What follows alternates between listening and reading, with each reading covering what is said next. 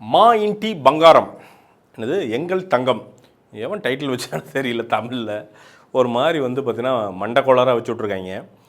நம்ம சமந்தா அவங்க தான் நடிச்சிருக்காங்க. சாம் பயங்கரமாக இன்டர்வியூவில் இருந்தாங்க, எல்லாம் சூப்பராக பண்ணியிருந்தாங்க. உண்மையாலுமே ஃபஸ்ட்டு சமந்தாவுக்கு வந்து ஒரு ஹாட்ஸ் ஆஃப் சொல்லணும்னா ஸ்டண்ட்டில் சொல்லணும். பிச்சு வீசிட்டாங்க உண்மையாலுமே. இந்த பஸ்ஸு ஸ்டண்ட்டு அது கிளைமேக்ஸ் எல்லாம் அவன் விசில் அடிக்கிற இதுதான் அந்த மீட்டரில் தான் ஒரு மாதிரி ஃபுல் ஃப்ளெஜ்டாக அவங்க வந்து பார்த்திங்கன்னா ஒரு ஜான்விக் மாதிரி ஐ திங்க் லேடி ஜான்விக் அப்படின்னு வந்து ஏதாவது ஒரு சீரீஸ் வந்து ஸ்டண்ட்டுக்குனே ஒரு படங்கள் பண்ணணும்னு நினைக்கிறேன். ஏன்னா ஷீ கேன் டூ தட். அது அவ்வளோ கன்வின்சிங்காக பண்ணுறாங்க. ஆச்சரியமாக இருந்தது. உண்மையாலுமே ஸ்க்ரீனில் பார்க்குறப்ப ரொம்ப ஆச்சரியமாக இருந்தது அப்படின்னு வந்து சொல்லலாம். மெயின் வில்லன் தலைவன் வந்து ஒட்டுமீசைனாலும் பயங்கரமாக பண்ணியிருக்க. அப்படி ஒரு மாதிரி வந்து தலைவன் டெரரிஸ்ட்டு அப்படி ஹலோ டோன்ட் வரி, கொள்வது தானே ஓகே, திருடுறது ஓகே, பாம் ஓகே அப்படின்னு அந்த மீட்டரில் தான் இருப்பான் தலைவன். ஒரு புத்தர் மீட்டரில் தான், ஆனால் டெரரிஸ்ட் வேலை பண்ணுவார். அந்த மாதிரி ஒரு பெக்யூலரான ஒரு கேரக்டர். அந்த கேரக்டர் டிசைனே பியூட்டிஃபுல்லாக இருந்துச்சு. அது ரொம்ப நல்லா பண்ணியிருந்தாங்க. உண்மையாலுமே அந்த கேரக்டர் டிசைன் வந்து சூப்பராக இருந்தது. அவரும் செம்மையாக நடிச்சிருந்தார். பட் ஆனால் ஸ்கிரிப்ட் அதை விட்டுருங்க. ஸோ இதெல்லாம் ரெண்டு வந்து நல்லது. அப்புறம் எல்லாமே ஒன்றும் சொல்கிறதுக்கு இல்லை. அதாவது இது என்னென்னா ஊரா என்ன இவங்க வந்து ஓகே ஃபாதர்லெஸ் ஐ மீன் பேரண்ட் இல்லாமல் வளர்கிறாங்க, ஒரு அனாதை ஆசிரமத்தில் வளர்கிறாங்க, வாட் எவர். அதுக்கப்புறம் ஒரு பாயிண்டில் வந்து இந்த நக்சலைட் குரூப் கூடலாம் போகிறாங்க. பட் துப்பாக்கி எல்லாம் எடுத்து டம்மால் டிமில்னு சுட்டு ப்ராக்டிஸ் எல்லாம் பண்ணி அப்புறம் சம்ஹவ் பார்த்திங்கன்னா இந்த குடும்பத்துக்குள்ளே வந்துடுறாங்க. அதாவது சரி ஏதோ ஒன்றும் தெரியாத குடும்பம், ஏதோ மலை கிராமத்தில் இருக்காங்க, ஒன்றும் கனெக்ஷனே இல்லைன்னா ஓகே பரவாயில்ல. அந்த குடும்பங்கிறது வந்து பார்த்திங்கன்னா அந்த வீடே வந்து பார்த்திங்கன்னா பாய்ஸ் கார்டன் வீடு மாதிரி இருக்குது. என்ன அத்தச்சோடு இருக்குது. ஒரு 4 ஏக்கரில் இருக்க மாட்டேங்குது வீடு, அவ்வளோ பெரிய வீடு. சரிங்களா? அதில் ஒருத்தர் இருக்கார், அந்த குடும்ப தலைவர் வந்து பார்த்திங்கன்னா பெரிய பாலிட்டிஷியன்.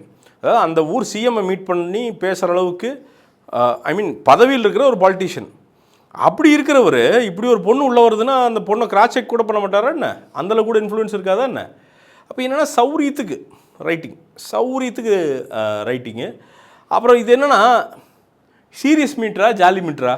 ஒரு இதில் திடீர்னு வந்து பார்த்தா கலகலப்பு 2 மாதிரி போயிட்டுருக்குது ஏதோ அப்புறம் திடீர்னு ஃபைட்டு. இன்டென்ஷன் என்ன? ஒன்றா ஒரு சீரியஸான மேட்டர் அப்படியே கொண்டு போயிருக்கலாம், டிஞ்ச் ஆஃப் ஹாப்பினஸ் வச்சு கொண்டு போயிருக்கலாம், இல்லையா ஜாலியாக கொண்டு போயிருக்கலாம், வேறு மாதிரி ஒரு மீட்டரில் ஜாலியாக கொண்டு போயிருக்கலாம். இது ரெண்டும் இல்லாமல் இதை ரெண்டும் போட்டு குழப்பினது இருக்குல்ல, அதில் தான் இந்த படத்தோட பெரிய பஞ்சாயத்தை அப்படி வந்து சொல்லலாம். ஒட்டவே இல்லை. மேபி தெலுங்கில் பார்த்தினா கூட அந்த ஃப்ளேவர் இருந்தது. தமிழ் டப்பிங் இதெல்லாம் இருக்குல்ல, சுத்தமாக இது என்னடா வீடு இவனுக்கு காலையில் வந்து பார்த்தீங்கன்னா ரொம்ப சீரியஸான சீன் போய்ட்டுருக்கும். பார்த்தீங்கன்னா அந்த பக்கம் சமையல் சீன் ஒன்று போய்ட்டுருக்கு சம்மந்தமே இல்லாமல். என்ன சமைக்கிறது நான் மோசம்னு சொல்லலை, ஆனால் அந்த ஸ்கிரிப்டோட எழுத்தோட லட்சணம் வந்து பார்த்திங்கன்னா பயங்கரமான லட்சணத்தில் வந்து எழுதுன்னு எழுதியிருக்கான். அவன் வில்லன் எதுக்குன்னே தெரியாது. அவன் பெரிய வில்லன் என்ன, அவன் டெரரிஸ்ட்டு. அவன் நான் தான் வளர்த்து விட்டேன், அதனால் அவள் தான் எனக்கு கல்யாணம் பண்ணிக்கணும். இதெல்லாம் ஒரு லட்சியமாடா? ஏன்டா நீ பெரிய டெரரிஸ்டா? டெரரிஸ்ட்னா நீ போய் நிறைய டெரரிசம் பண்ணுறா, இப்போ நிறைய வேலையை பண்ணுறா, ஏதாவது போ எங்கே போய் பக்கத்து ஊரில் பஞ்சாயத்து பண்ணி ஏதோ பண்ணு. கடைசி வரைக்கும் எதோ பேசிகிட்டு இருப்பான், இல்லை சும்மா வருவான் ரேண்டமாக வந்து பார்த்தீங்கன்னா மைக்கில் விடாதீர்கள் ஒளி எரியும் தீபம் ஏற்றுவோம் அப்படின்னு போயிட்டுருப்பான். அதை ஃபாலோ பண்ணிட்டு இந்த அம்மா போகும். அது எனக்கு தெரிஞ்சு ஏதோ டெரரிஸ்ட் பார்த்தானா காண்டாயிருவான்னு நினைக்கிட்டே நம்மளை ரொம்ப தப்பாக காட்டியிருக்காண்டாவே அப்படின்ட்டு. அந்த மாதிரி என்னென்னவோ படத்துக்குள்ளே என்ன இப்படி எனக்கு ஞாபகம் இருக்கிற சொல்கிறேன். இன்னுமே நிறைய கூதல்கள்லாம் இருக்குது. அதுக்கப்புறம் சென்டிமெண்ட்டு அதில் வந்து பார்த்திங்கன்னா இப்போ இந்த ஹாஃப் பேக்டு ஃபெமினிசம் இருக்குல்லே கொடுமையானது. அதுதான். ஒன்றா ஃபெமினிஸ்டாக இருந்துருங்க, பிரச்சனை இல்லை, இல்லையா ஜென்ரல் ஜாலியாக இருங்க, பிரச்சனை. இந்த ஹாஃப் பேக்டு ஃபெமினிசம் ஒரு பெரிய பிரச்சனை. ஏன்னா இந்த படத்தில் அவங்க சமந்தாவோட ஹஸ்பண்டாக ஒரு ரோல் அவர் வர்றாரு. அவர் ஆக்சுவலாக ஃபிசிக்காக செமையாக இருக்கார்.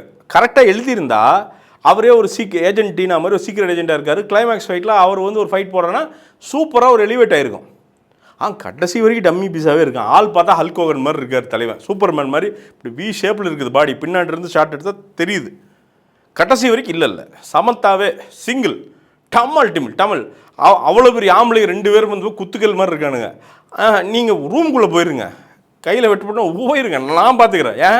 ஏன்னா இது வந்து உமன் சென்ட்ரிக் படம், அதனால் நான் தான் எல்லாமே பண்ணுறேன். இது எப்படின்னா இந்த மேல் சென்ட்ரிக் படத்தில் எல்லாமே இவனுங்களே பண்ணுவானுங்கல்ல நம்ம மேல் ஹீரோஸு, அதே மீட்டரில் இதையும் பண்ணியிருக்காங்க. ஏய், ஸ்கிரிப்டை ஃபோக்கஸ் பண்ணுங்கய்யா, அதுக்குள்ளே எத்தனை வேலை பண்ணியிருக்கலாம். ஆக்சுவலாக டெக்னிக்கலாக ப்ரில்லியண்ட்டாக பண்ணியிருக்காங்க. செட்ஸு, காஸ்டியூம்ஸு, லைட்டிங்கு, மியூசிக்கு, சானாதா மியூசிக் பண்ணியிருக்காரு. இதெல்லாம் பிரித்து மேஞ்சிட்டாங்க. ஸ்கிரிப்டை சரி பண்ணியிருந்தாங்க. சொல்லப்போனால் எடிட்டை பெட்டர் பண்ணியிருந்தாலே இந்த படம் வேறு மாதிரி இருந்திருக்கும். டயர்ஸம் ஆயிடுது கடைசியில். செர்ரா முடிங்கடா, என்னவோ ஒன்று பண்ணுங்கடா, முடிங்கடா படத்தை அப்படிங்கிற மீட்டரில் வந்துடுது. அதுதான் பங்காரம், அதான் என்னது எங்கள் தங்கம், பேர் வச்சவங்க கிடைக்கணும், அதுதான். ஸோ அதனால் ஃப்ரீயாக இருந்தீங்கன்னா போய் பார்த்து என்ஜாய் பண்ணுங்கள். அதே மாதிரி நம்ம ரோட் சவுத்து நிறையா ப்ராடக்ட்ஸ் உள்ளே கொண்டு வரோம் ஃப்யூச்சரில். ஐ மீன் இன்னொரு 1 மாதத்தில் ஹனி, ஷாம்பூ, சோப்ஸு, எல்லாமே ஹேர் ஆயிலு, இது எல்லாமே பார்த்திங்கன்னா உங்களை ஏமாத்துறதுக்கான பொருள் இல்லை. 100% அத்தன்டிக்கான நல்ல பெஸ்ட் ஃபஸ்ட் குவாலிட்டி மட்டும்தான் கொண்டு வரோம். ஸோ அதெல்லாம் வர சப்போர்ட் பண்ணுங்கள். இப்போ சோஃபாஸ் இருக்குது, தமிழ்நாடு ஃபுல்லாக சோஃபா பண்ணுறோம். 14,999 ரூபா, 30,000 ரூபாய்க்கு கூட அந்த சோஃபா கிடைக்காது, சத்தியமாக சொல்கிறேன். அவ்வளோ உள்ள வேலை பண்ணி வச்சுருக்கிறோம். 3 சீட்டரு. நீங்கள் ஒரு 750 ரூபா ஷிப்பிங் சார்ஜ் வரும், உங்கள் வீட்டிலே டெலிவரி பண்ணிடுவாங்க, தமிழ்நாட்டில் எங்கே இருந்தாலும் சரி. அது பண்ணுறோம்.